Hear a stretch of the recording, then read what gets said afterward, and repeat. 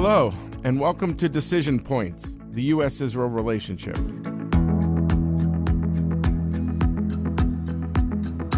My name is David Markovsky, the Ziegler Distinguished Fellow at the Washington Institute and Director of the Project on Arab-Israel Relations, and I'm excited to go on this journey through history with you. On today's episode, we will discuss one of the toughest issues in the world, namely efforts by the U.S. to reconcile the Zionist national movement, or Israel, and the Palestinian national movement. This conflict has gone on for a century. The UN made an effort in 1947 for each side to accept half a loaf and partition the land. The Zionist movement accepted, but the Palestinians viewed the Zionists as fundamentally illegitimate and spurned partition. Towards the end of the 20th century, it would be the U.S. that would be the mediator, not the UN. President Jimmy Carter tried at Camp David in 1979. Hear more in Episode 6 about this. By the late 1980s and early 1990s, regional and global power dynamics were changing. With the Palestinian Intifada in 1987-1988, the Jordanians washed their hands of the Palestinian issue. Shortly thereafter, the end of the Cold War and the dissolution of the Eastern Bloc meant that the Palestine Liberation Organization, known as the PLO, lost a significant ally, as the USSR had championed the Palestinian cause. In the first Gulf War of 1991, Yasser Arafat, the leader of the PLO, backed Saddam Hussein of Iraq. This move angered many Arab states, especially in the Gulf, that had backed the Palestinian cause, and it was another loss, a significant one for the Palestinians. Arafat himself became persona non grata in some Gulf states. In 1992, Yitzhak Rabin had won as Prime Minister of Israel, returning to the post he had held in the mid-1970s. It should be recalled that Rabin was the winning general of the Six-Day War of 1967, but he identified the issue of the future of the territories he won as getting to the heart of an Israeli identity crisis. It could not keep all the territories it had won in that war while being both a Jewish and democratic state. Rabin also saw the Iranian nuclear threat as part of Israel's future security situation. He wanted to make sure that the Palestinian issue was off the table in the Middle East so Israel could better handle the Iranian threats. He knew Israel was in a strong position, given its alliance with the United States, which had just been victorious in the Cold War. These feelings led to secret negotiations with the PLO in Oslo and what became known as the Oslo Peace Accords of 1993. These talks were significant because they marked Israel's recognition of a Palestinian nationalist movement. The handshake on the White House lawn between Rabin and Arafat was filled with angst for Rabin. After all, Rabin viewed Arafat as an arch-terrorist, and also, it should be said, Arafat saw Rabin as a symbol of Israeli military control over Palestinian aspirations. Today, the leadership of Israel and the Palestine Liberation Organization will sign a declaration of principles on interim Palestinian self-government. It charts a course toward reconciliation between two peoples who have both known the bitterness of exile.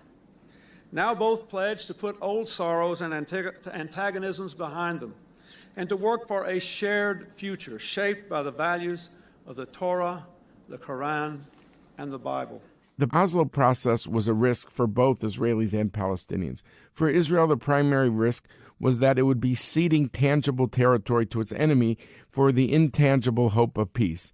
Would this leave Israel more secure or more vulnerable? For the Palestinians, the risk was a gradualist process without a guarantee of a negotiated endgame on the core issues known as final status.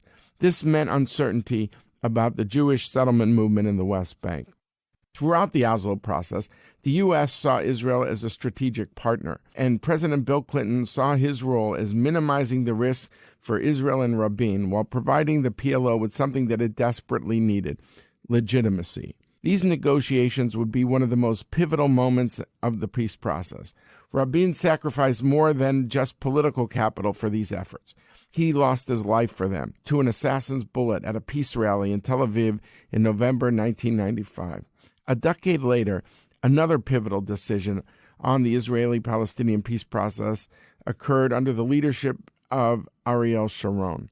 The backdrop was the Second Palestinian Intifada, which began in the year 2000. Particularly, a key moment occurred in 2003 with the resignation of Mahmoud Abbas as Arafat's deputy or prime minister. Israeli officials hoped that Abbas would be a moderating force in the Palestinian Authority. His resignation demonstrated that there was no room for negotiations.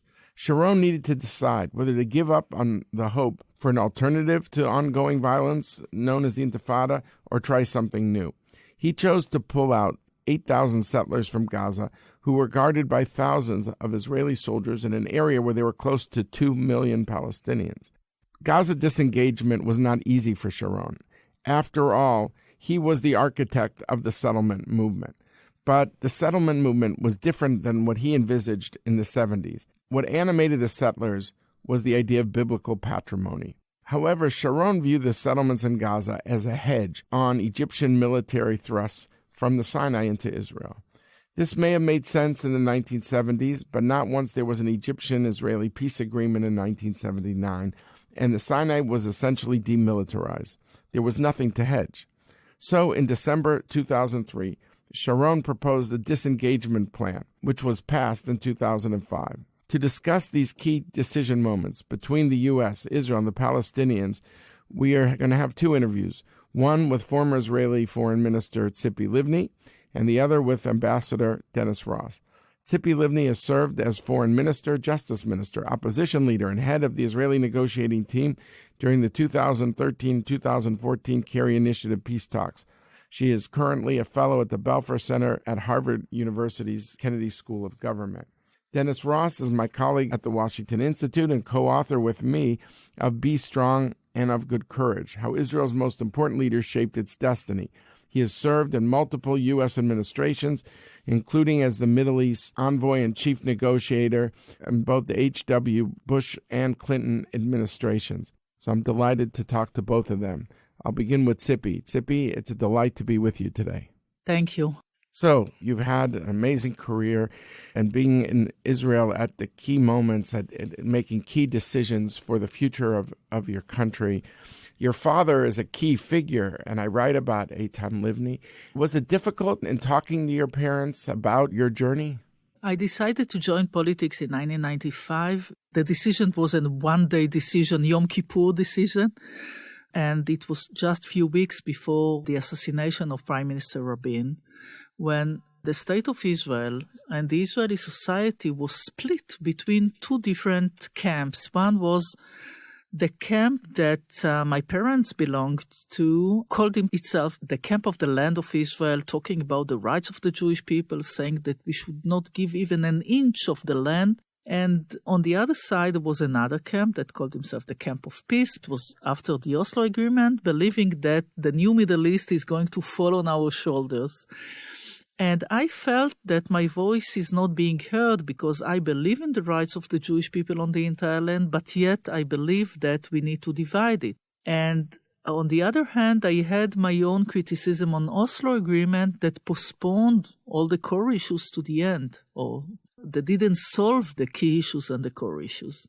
And therefore, I felt that this is the right moment for me to join politics, saying, yes, Oslo Agreement was decided by and signed by a legitimate government in Israel that was elected by a democratic process. But I do believe that we need to negotiate in order to find a way to end the conflict. So this was my decision since day one, and I refer to it even in my first interview in 1995. My father was not alive when I joined politics, and I think that him and we didn't even dreamt about the idea that I would join politics. But this was the decision. So I joined Likud, and before joining Likud, Netanyahu was the head of the chairperson of Likud. I didn't know him. But I had a discussion with a very close friend of his, one of his close advisors. And I said, listen, I'm going to join politics. I do believe that we should continue, adapt Oslo Agreement, but negotiate in a manner that would end the conflict. I was born in Likud, but I would like to know that joining Likud, the meaning is that my ideas will be part of the ideas of the Likud. And these were the days in which Netanyahu was not willing to say that he accepts Oslo Agreement. And this close advisor said to me, listen, in the end, he would need to adapt it. So I decided to join Likud and to do it within Likud. Now, my mother, and she was a great warrior in the Irgun, and she believed in Greater Israel, and until the age of 80, she used to go to Judea and Samaria and, to contribute to Hebron. And one day after one of my interviews, I was speaking about Palestinian state as part of the solution, and she called me, and she said, Tzipi, I listen to what you say, I hear you, it hurts me. But you know what? I see young people, young Israelis, living for America. And we didn't fight to establish a state just for us, the old guys. So we did our part. Now it's your decision. Wow, very interesting. Very interesting. You mentioned Oslo, and sometimes Oslo is used as a metaphor for people on the right in Israel to attack it for its shortcomings. And yet it is also a metaphor for the idea of partition. So what lessons do you take from Oslo? How do you think it will be remembered? How will Yitzhak Rabin be remembered in the context of the agreement? I didn't vote for Yitzhak Rabin at the time. I had my own criticism on Oslo Agreement, but it was not against the partition. As a lawyer, I said I would not have given a client of mine the possibility to sell his second-hand apartment and to give the keys of the apartment without getting the full consideration. And Oslo Agreement was not really an agreement. It was more a memorandum of understanding. And therefore, I wanted to negotiate in a different manner to solve or to deal with all the core issues and to give an answer to all the core issues. But now looking backwards, after different attempts to solve the conflict, I think that looking at these two national movements, the Zionist movement that created the State of Israel and later Israel, and the Palestinian national movement, I think that Oslo was a moment in time in which they touched and decided to recognize one the other and to move forward together. And unfortunately, since that moment, we didn't reach another moment in the same understanding. But I also believe that those that were completely against, they were those that were against Oslo Agreement because of the idea of partition, others criticize it for other reasons. But I think that Oslo portrayed the path that we cannot and nobody can reverse. I hope not anyway, reverse, the clock or rewind the clock or go back to that moment in history. Since that day, even without reaching the moment of finalizing all the core issues, I think that since that day, Israel worked in accordance to this idea by building the security wall, by trying to achieve peace based on two states for two peoples. We moved forward. I hope that nobody will take us backwards. You were one of the closest people to Ariel Sharon during the Gaza disengagement, so your insights, I'm sure, will be fascinating. Seeing Ariel Sharon up close, how did he get to this decision point of pulling out of Gaza? And what lessons did you learn from him about leadership? And if you could say something about the U.S. role at this time between 2003 and 2005. I think that what happened to Ariel Sharon, he said it in his words, what you see from one side, you cannot see from the other side, or basically what you see when you sit on the chair of prime minister, you cannot see when you are in the opposition. What you see from here, you can't see from there, he would say. Exactly. This is what he used to say. And I hope that those that are pretending or want to take those running for office would understand that in the end, when you sit on the chair or being the prime minister of the State of Israel, you need to take in consideration the situation, the future of your country. And Ariel Sharon used to say to me, and he said it to me in our last meeting, he said, I am worried about the future of the Jewish people. And therefore I saw him at first, He said during the Second Intifada that we would negotiate just after we would have 7 days of complete peace and quiet without terror. And later I saw him adapting the roadmap, which was quite difficult for him to adapt. But yet, I remember the days it was very difficult for him even to accept the idea of division, of building the fence or the wall. He didn't even want to hear about it. And since he was a soldier, he was talking about security. He knew every piece of land between the river and the sea. And I think that he reached a point in which he understood that since Gaza is not going to be part of the State of Israel in the future, so what's the use of keeping it? And paying the price, people do not remember. People are talking about terror coming now from Gaza, and rightly so, but yet we faced terror when our soldiers were there, when the settlements were there. And what I learned from him was that, one, he was willing to change his mind. But secondly, and this is the most important, since he decided to do so, he said that no Israelis, no Jews would be in Gaza Strip until the end of 2005. And I said, wow, it's here and now. This is such a complicated operation. But since he decided to do so, he pushed everybody to do it in accordance to the timeline that he put on the table. And he watched this very closely. Every week we had a meeting, and with the army coming, explaining how far they moved, with everybody to organize all this, to orchestrate all this operation. And it was very difficult for him because the settlers were very close to him. He supported this movement. But since he decided to do so, and he got, they cursed him. Did that hurt him? You saw him very close. Yes. And I remember the first meeting during the disengagement with settlers. I organized it. I was the Minister of Justice there, and I had quiet, discreet meetings with the settlers. I told them, listen, I supported the disengagement. I believe that this is the right thing to do. But I believe that as a state, as a country, we need to take care of your future and try to minimize the damage that you are facing. So altogether, we organized what we call a community villages. So they would move from one place to the other, but with their own communities to a new village inside Israel. So in one of the meetings, I asked them, are they willing to meet the Prime Minister, to meet Ariel Sharon? And when I got the positive answer, I arranged this meeting. It was the first meeting between them. I participated in the meeting.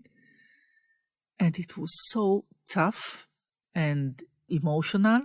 And, I can say that some of us had the tears in our house, listening to one speaking about the bat mitzvah of his daughter, and now they need to do it elsewhere, and the other about his children. And I remember one saying, I'm willing to live, but the only thing that would make it easier for me to live is if the United States would release Pollard. It was very personal and emotional meeting. They understood that we passed the moment of no return, but they wanted to share with him how they feel. And Ariel Sharon used to have meetings, and in this meeting to enter into all the details, especially those that were related to those that were the farmers there, about the cows, how they would move the cows from one place to the other, how they will be, and where they will be their houses. And it was an unbelievable project, thinking about it, in a very short period of time. What can you say about the U.S. role during that period? How important was the U.S. to Sharon's calculations that he coordinated with Condi Rice and the Bush administration? How significant was that for him? You know, when I heard about the disengagement, I said that I fear that the outcome of the disengagement would be that Hamas would take it for granted that while they are using terror, Hamas and the Palestinians, that while they are using terror, Israel is withdrawing. Because in the end, we withdraw, we pulled out our forces, dismantled the settlements. And therefore, I said to Ariel Sharon that I would support it if we would get from the United States an understanding that even though we are pulling our forces out and withdrawing from Gaza Strip, we are gaining something political, and the time doesn't work for the Palestinians or for their using terror. And what I said is that there's a need to reach an understanding with the U.S. administration saying that the idea of two states for two peoples means that each state gives an answer to national aspiration of different peoples. And therefore, as Israel is the Jewish state, and we absorbed Jews who came from all over the world to Israel, and by definition, Israel is the home for every Jew who lives outside of Israel. Therefore, the establishment of the Palestinian state is the answer for the aspiration of the Palestinians wherever they are, those who live in the territories and those who live in refugee camps. And therefore, this is the answer for what the Palestinians call the right of return. And Ariel Sharon gave me the possibility to work with it, to work on it with Condi Rice. I still have, the letters that I wrote. And for her, it was not the obvious at first. So I had a meeting with her speaking about my parents as I shared with you. And they said, listen, we are going to give up part of the land because we believe that this is the only way to keep Israel as a Jewish democratic state with equal rights to all its citizens, but with a Jewish majority.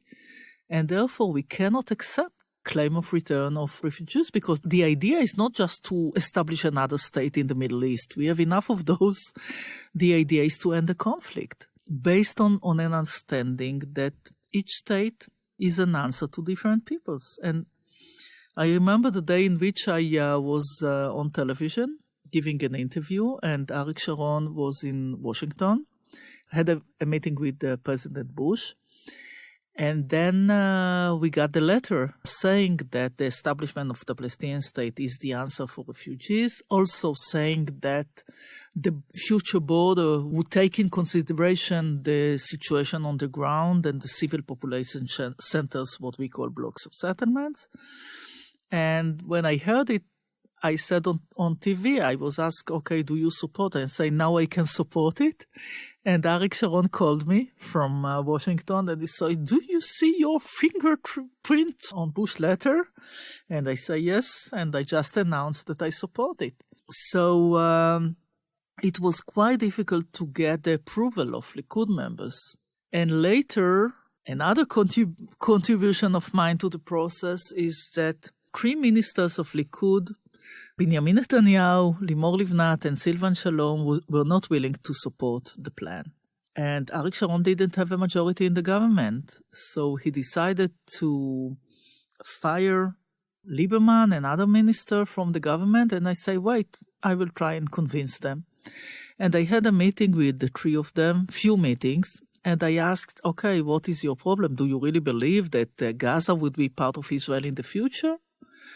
They said, no, but we cannot vote for evacuation of settlements. I said, okay, so let's do the following. Let's have a government decision saying that we all support the idea of disengagement. And when we would reach the point of evacuation of settlements, we would have another vote. And you can oppose this vote later. So they agreed, and this is why Netanyahu and the 3 of them also supported the disengagement. But when we reached the evacuation of settlements, Netanyahu and Likud decided to quit the government. So my contribution was also by getting the support of Likud ministers to the disengagement plan. Very interesting. I really want to thank you for spending time with us and wish you much success in the future. Thank you very much. Thank you, David. Dennis, it's a delight for me personally that you're with me in the studio, given our longtime friendship and that we've done 2 books together, including the most recent one, Be Strong and of Good Courage. So we're looking at some of the big decisions in our book that were done for peace in recent decades. So maybe tell us a little bit from your perspective about the differences between the leaders. With Rabin and Sharon, they never questioned whether they had a right to be there. They were born in Palestine. They knew no other state. Their rights were a function of having come from there. And so for them, this need to somehow prove the legitimacy was not a need at all. They fought for the state. They founded the state. They were committed as a result. So they had more in common, not only because of their military background, but because they were also Sabras. They were born there. The Ben Gurion and Begin, this emphasis in some ways with the philosophical underpinnings of the state, was critical for them in a way, not surprisingly, that wasn't critical for 2 guys who spent their life in the military. So I would say that represents one kind of both similarity and difference.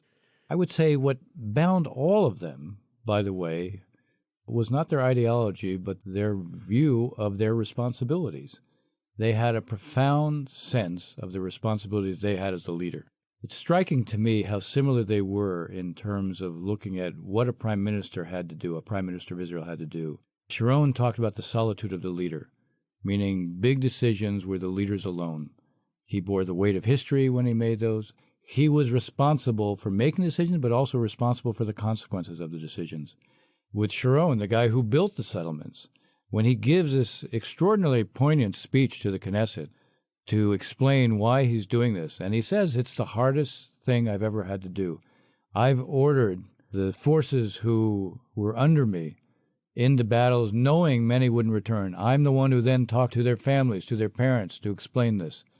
And this is harder, not because those weren't painful decisions, but because I sent the people there. You spent your lives there. You went through life cycle events there. I sent you there. But I have a responsibility to the state, and that comes first. With Rabin looked at everyone who was in the IDF as if they were his own grandson. He said that. He would say it. Yes, I care about my own grandson, but I care about everyone. And he always said, and I know you heard him say this, and I heard him say this, he always had to be able to look in the face of the parents of those who had lost their kids and be able to say to them, I did everything I could so this wouldn't be necessary. So now let's bring you to the early 90s, and the Cold War is just ending. The Gulf War has just ended. The U.S. has defeated Saddam Hussein, and you were then working for George H.W. Bush, and you know this period, and all of a sudden Rabin is elected in 1992, the person who won the Six-Day War of 1967.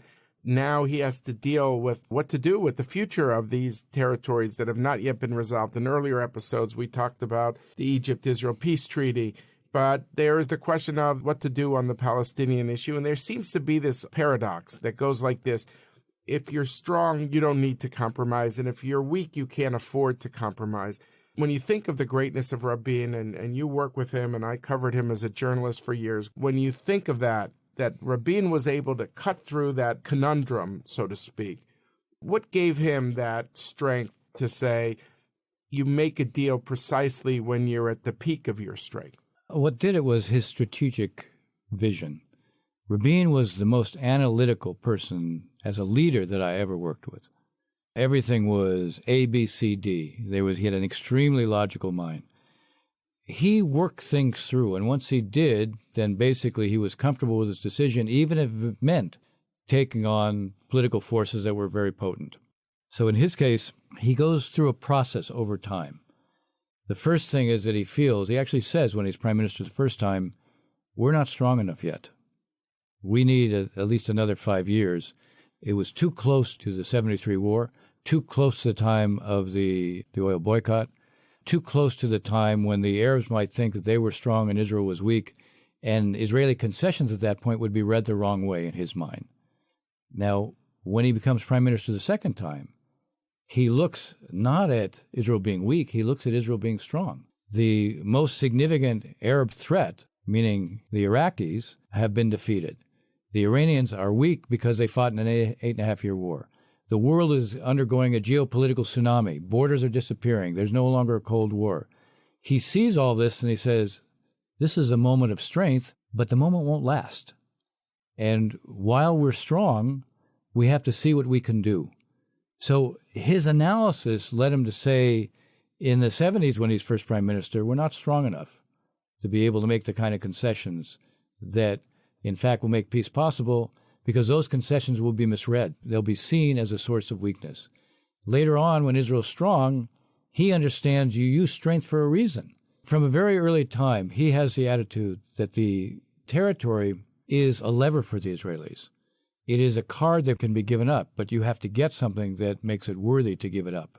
It's an iconic moment of the 20th century, being at the White House lawn as you were, and to see Rabin's face when he shook Yasser Arafat's hand.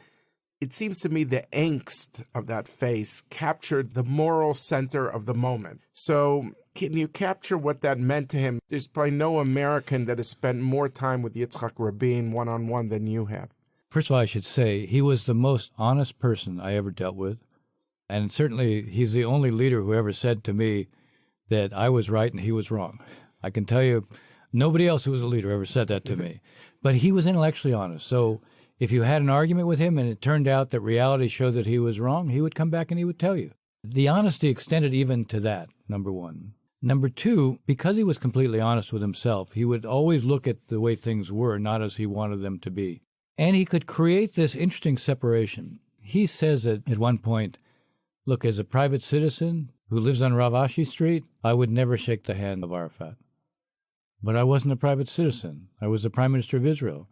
We're not ostriches. We couldn't put our head in the sand and pretend that they didn't exist and that we didn't have to deal with them if we wanted to try to end the conflict and preserve who we were. So it was enormously difficult for him. But I have to say that on that day, I was also struck by two things. I was struck by how emotionally difficult it was for him.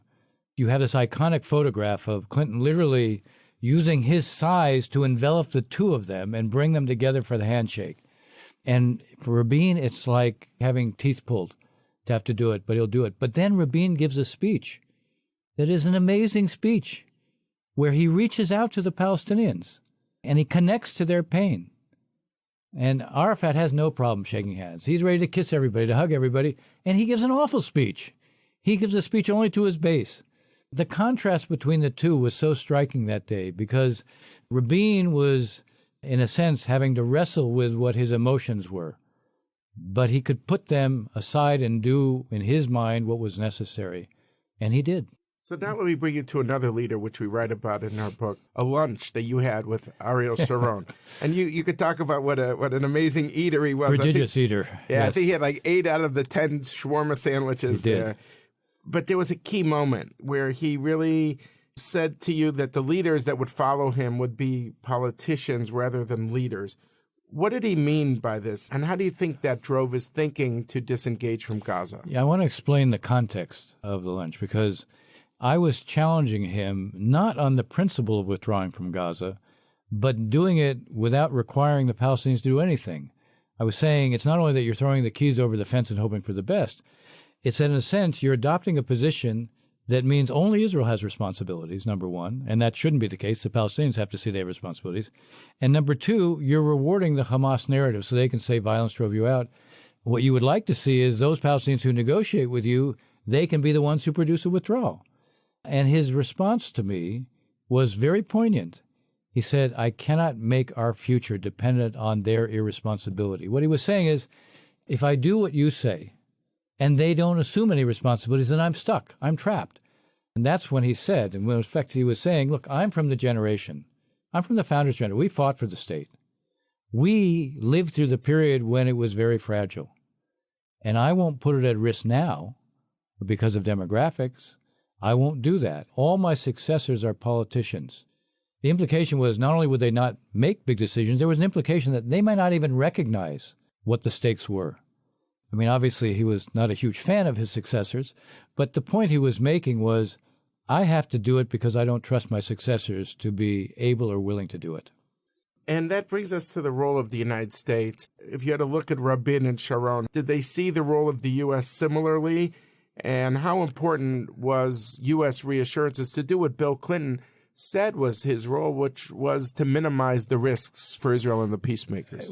It's a really interesting question, because Rabin, from the very beginning, when he's in the IDF, before he becomes a chief of staff, when he's a deputy chief of staff, he comes in 1963 for 3 days of strategic discussions. The State Department, Dean Russ, goes along with it because he wants us to be an alternative to providing any arms to the Israelis. But Rabin sees Israel's future entirely tied up in the relationship with the United States.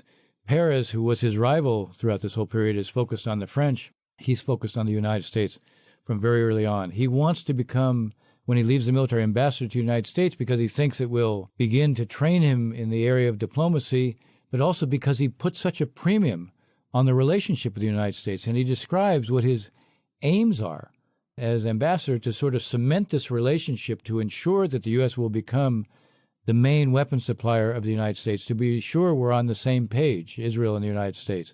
So for him, this defines him throughout his whole career. It doesn't define Sharon throughout his whole career. Sharon actually adopts a position early on of looking at the U.S. as being too determined to limit what Israel can do. And he feels the need to create a kind of independence from the U.S. He doesn't like the idea of dependency on the U.S. He will say things when he's in the military and after he leaves the military where he makes it clear we have to reduce our dependency on the United States. And so he very much worried what would his relationship be with the United States, and he was determined to be on the right foot with the United States. And he comes to see the United States at that point very much the way that Rabin does. And the letter he gets from President Bush, the Bush-Sharon letter, which is designed to provide a set of commitments, because he's not getting anything from the Palestinians as he withdraws from Gaza. He wants to get compensation, in effect, from the United States. This becomes what's more important to him than anything else, and he thinks it's one of his greatest diplomatic achievements. And more than anything else, it tells you how much he changed in terms of his views towards the United States. You and I devoted our professional lives to, we want a strong U.S.-Israel relationship, but we both want dignity for the Palestinians. And people will read our book and talk and see how the leaders made these very difficult decisions. And people say, well, it's a mixed legacy. Oslo, Gaza disengagement. Sometimes the news is what doesn't happen. Yeah, the dog that didn't bark. Right. Yes. So for all the complications, am I right to say that these leaders, Rabin and Sharon, were so pivotal in this period that it was about the identity of Israel, and they felt that Israel could manage the security challenges? And, you don't want to get into counterfactual history. Well, what if they would have been alive? But I don't know if the good side that to see the Israeli-Palestinian security cooperation that works today, despite a massive political impasse. So, it's hard to do a ledger on Oslo and Gaza. But for those people who are listening to this podcast and say, you guys devote your lives to the peace issue, but, it hasn't been a fairy tale. It has not been a storybook kind of ending. What do you say to those people? Well, first, acknowledge the reality. Second, those who want to criticize Oslo never offered an alternative to it. And it's as if they feel, if we had done nothing, everything would have been just fine. Well, that's also living in a world of make-believe. And the point you made, nobody wants to go back into Gaza. I may have had questions about the way it was done with Sharon. I would have advised doing it differently, but the principle of doing it was exactly right. Make the offer and say, we will get out, but we need you to assume these responsibilities. I wish the U.S. at the time, the Bush administration, had taken advantage of what was an enormous opportunity that was granted them. And they should have gone and brokered this. If Sharon felt he didn't want to do it directly with the Palestinians, then the U.S. should have done it, and we didn't do it. So the point is, could Oslo have been done differently? Of course. But the basic approach was the right approach. And the idea of preserving the character and identity of Israel is the right approach. And those who are most critical of it, they basically offer no alternative that would ensure that you preserve the identity of Israel. On the contrary, they try to deny there's a problem. But there is a problem. And Israel will become one state for two people. And the Palestinians in those circumstances will say, fine, one person, one vote. And then that will make BDS look like it's child's play. So there isn't a fairy tale ending here, because this is unfortunately a historic conflict where the weight of history bears very heavily on each side. where it'll take a long time for us to resolve the conflict, but you have to have an approach that starts with a premise. And they would have acted to ensure that Israel would retain its identity and its character as a Jewish democratic state. They could be different ideologically, but that outcome, that end goal, that was something that they would have husbanded as a treasure, and they wouldn't have allowed anything to threaten it. And the policies and the decisions they made were all guided by that principle. I think the reason you and I wrote this book is because we want Israel's leaders today to also be guided by that principle. Exactly. And I hope the listeners get a taste of the book, but you really, to understand these four people and their journeys and what drove them, you got to read the book, Be Strong and of Good Courage. And I just want to thank my friend and colleague, Dennis Ross. David, thank you. It's always a pleasure to do anything with you. We just had two fascinating interviews with Ambassador Dennis Ross and former Israeli Foreign Minister Tzipi Livni. And I think what was common to both of them is this ethos of self-reliance of Zionism, that Zionism was not about being held hostage to events or to another party. These are people whose whole life, whether it's Tzipi Livni, her mother, or Rabin or Sharon, they devoted their whole life to the national interest. Doesn't mean they didn't make mistakes, but this sense that ultimately that this ethos of self-reliance required tough decisions, this was for them the essence of why they were in government, not to be just political leaders, but really to be historic leaders. Thank you all very much for listening. Please go to your favorite podcast app, subscribe, rate, and review, and tell your friends. I want to thank all of those who made this podcast possible. Basha Rosenbaum, Richard Myron and Anouk Millet of Earshot Strategies, Paul Woody Woodhull of District Productive on Capitol Hill, Scott Boxer, Rena Wasserstein, and David Patkin.